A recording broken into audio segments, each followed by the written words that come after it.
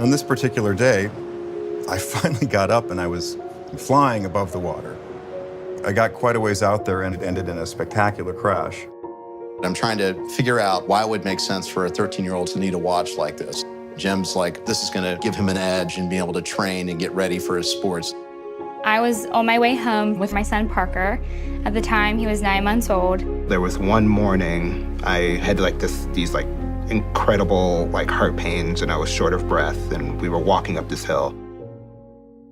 My watch just kept dinging at me and it was like, you have elevated heart rate. What's going on? I'm like, I'm just walking, That heart rate alert just kept going off and off. And I was like, okay, this isn't normal, I was probably about a mile offshore.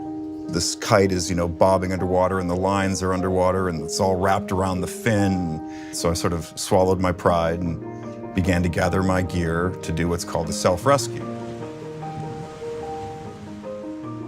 Jim had come downstairs and told me that, hey Dad, this is really weird, but look at my watch. It's showing my heart rate is, 150 beats per minute.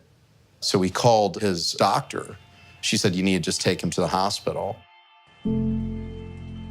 We were stopped at a red light. Out of nowhere, completely blindsided, Parker and I got hit by a drunk driver going 62 miles an hour. I go get the scan, and sure enough, they find a bunch of clots in my left lung. And they rush me out of there immediately. They're like, stay put, don't move.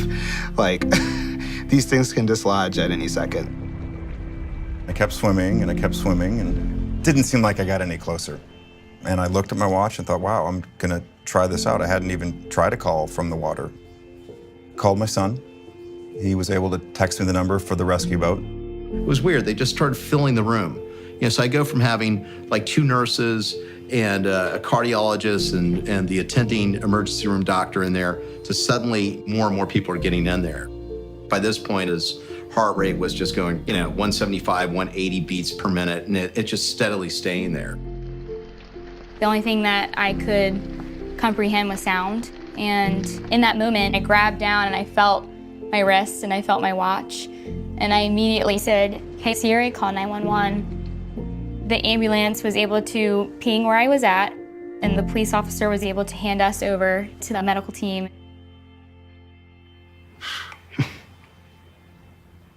Yeah, so when I found out that I had the clots, my entire life flashed in front of my eyes.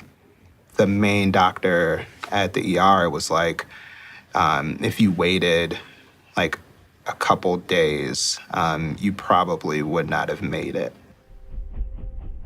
They're getting ready to push another medication, and then the cardiologist comes in there. He looked at me and says, I just want you to be prepared. If this does not work, you're gonna be airlifted. And it just kind of hit me how serious this was. Everybody in that room was just quiet. Just watching that monitor, all staring at it. And then all of a sudden,